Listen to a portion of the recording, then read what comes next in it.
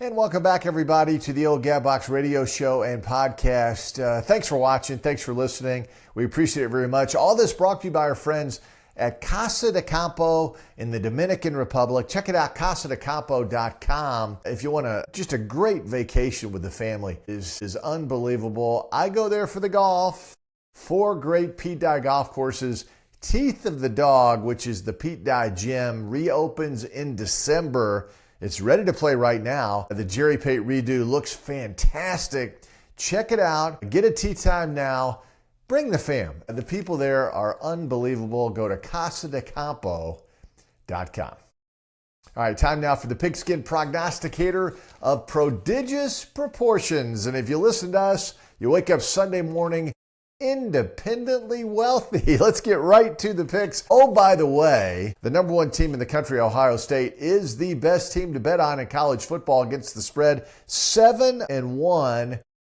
And right behind, Texas Tech, Mississippi State, Memphis, 8-1 against the spread this season. Alabama, 5-2-1. LSU, by the way, that matchup happening Saturday night. They're 3-5 against the spread. The worst team to bet on this season in college football, Penn State, what a year. What a bad year. 1-7 against the spread. All right, let's get right into the games. Auburn at Vanderbilt. Should be a nice crowd in Nashville. The Auburn people still support their team, even though it's been a tumultuous week. You get rid of Hugh Freeze, the head coach. DJ Durkin, the defensive coordinator, is now the interim coach for the remainder of the season. Vanderbilt favored by 7 in this game. You know, up until a month ago, Vanderbilt was an underdog in every SEC game for 51 consecutive weeks. Now they've been the favorite 3 of the last 4, including now. Again, favored by 7. Unbelievable. They're going for 2 in a row against Auburn. Never thought that would happen. Vanderbilt still lots to play for. And while I do think Auburn will react in a positive way under DJ Durkin and the staff, the problems will continue. Poor offensive line play for the Tigers, poor quarterback play, and I think it leads to another Vanderbilt win at home to cover the 7-point spread. How about in Chapel Hill? North Carolina and the Fighting Bill Belichick's host Stanford in the ACC. The Heels favored by 9. Both teams having a disappointing year. Stanford 3-6, North Carolina 3-5. But the last 2 weeks, what we've seen with the Tar Heels is solidified play at quarterback, excellent play defensively. 2 weeks ago, lost to Virginia, now ranked, by the way, Virginia, in overtime 18-17. Should have won that game, but again, held them to 18 points. And then last week, a 27-10 win against Syracuse. The Heels defense under Steve Belichick is really good, and they're confusing the opposing teams. I think they'll do that to Stanford on Saturday. I think North Carolina easily covers that 9 points. How about Saturday night in Tuscaloosa, Alabama, an 11.5-point favorite over LSU. Of course, lots going on with LSU in the last 7 to 14 days. Talk about a program that has just been rocked with turmoil. When was the last time this game had a double-digit favorite either direction? Alabama, 11.5-point favorite, and the classic matchup here, old school, which it usually is in this matchup, in the trenches, Alabama's O-line against a very good LSU defensive line. We'll see what happens there. But the bottom line is LSU struggles running the football, one of the worst rushing teams in the Southeastern Conference. Alabama's coming off a bye week. They should be fresh, should be healthy in many cases. And I do believe Alabama, in the end, with that raucous crowd on a Saturday night in Tuscaloosa, will cover the 11.5. How about Texas A&M? They're a 6-point favorite at Missouri. This looks like a pretty good matchup. Again, Texas A&M has had a week off. They're number 3 in the CFP rankings, came out earlier this week. And in many cases, if you add it all up, strength of schedule, they should be number 1 in the country. They have more impressive wins than Ohio State or Indiana, but nevertheless, they'll take the number 3 ranking. This is a very good Mike Elko coach Texas A&M team.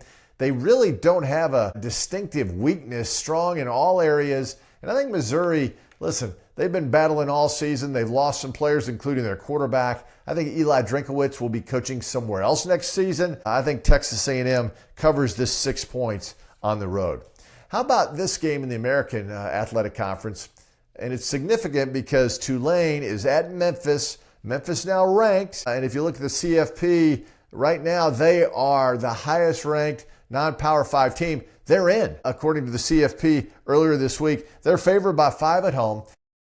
A few weeks ago, they lost inexplicably in Birmingham to UAB, who had an interim coach at the time. The Blazers had fired their coach. There was nobody at this game, and somehow the Blazers knocked off Memphis. But then Memphis rallies last week in the fourth quarter to beat a really good South Florida team.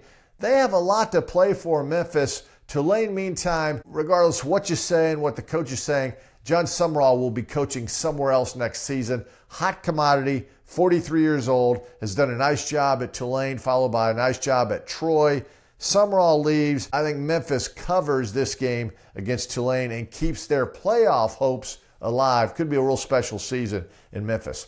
How about the Battle of the Bulldogs in Stark Vegas? Georgia, an 8-point favorite over Mississippi State. We got UGA against Bully. I mean, how about that, right? And I think right now, if you're looking at that matchup, UGA is going to take care of Bully. Mississippi State, emotional win last week in Arkansas as they rally to get their first SEC win. And to hear the coach and the players, the interviews afterwards, I mean, they were absolutely pumped up. And good for them. I just think when you're on that emotional high and then you come home and you're taking out a team like Georgia, who looked pretty darn good against a good Florida team last week. And I know Florida has a losing record, but they got a lot of good players. I think Georgia defensively looks really good. Quarterback play is outstanding. And I think Georgia will get off to a good start.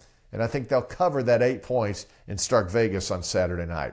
Now to the Big Ten. Indiana, 15-point favorite on the road at Purdue. Indiana, number 2 in the CFP. You know, it's interesting, at the beginning of the year, as you looked at the Indiana schedule coming off last year where they were so good, you're thinking, man, that Penn State game, that's going to be tough at Happy Valley. But now with all that Penn State has gone through, right now an interim coach, backup quarterback, they started off well against Ohio State but got blown out in the end. And I think similar circumstance on Saturday night. Kurt Cignetti is blowing out everybody. That's his persona.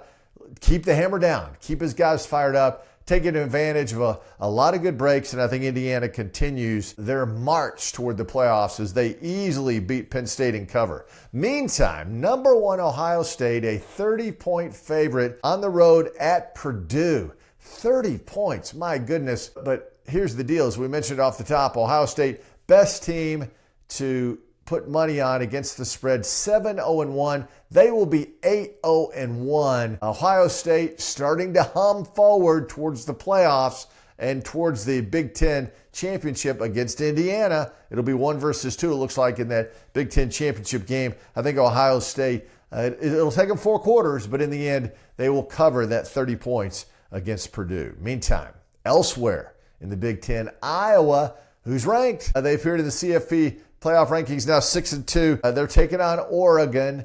The Ducks, 6-point favorites in this game. The Ducks weren't ranked quite as high as many of their fans thought they should be. But again, Oregon, look at their schedule. They got beat at home by Indiana. The win at Penn State was a good one, but that was before all the trouble started at Penn State.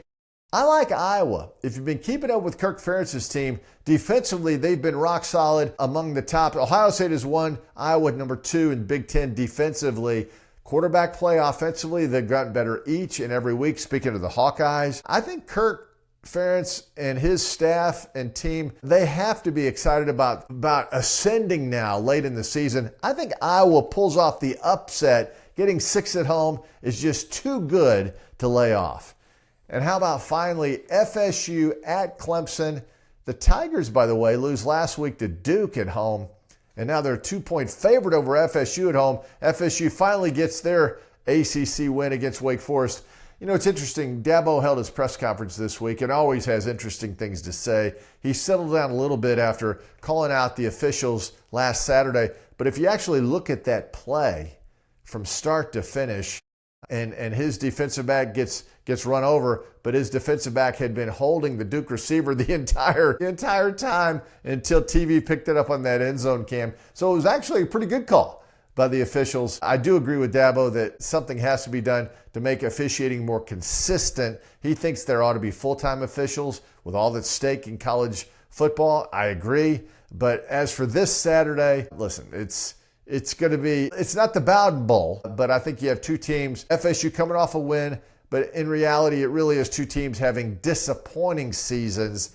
And I think Clemson finally gets a big win at home. And right now, with only 3 wins on the season, Clemson needs to win their final 3 to get into a bowl game. We'll see what happens, but I like Clemson covering that 2 points at home. That's the way we see it. That's the Pigskin Prognosticator of prodigious proportions. I can't believe we're this late in the season. We've had so much fun. And oh, by the way, football now segues into basketball. And if you haven't seen it already, up right now on the Old Gab Box podcast and radio show, our exclusive one-on-one, I say exclusive because Bucky McMillan is a longtime friend. And in his inaugural season at Texas A&M, and like all the SEC schools, football overshadows basketball in the month of November and into December. But the Aggies basketball team, Buckyball, in full force in College Station. Check it out on the pod. Thanks for watching, everybody. We'll talk to you next week.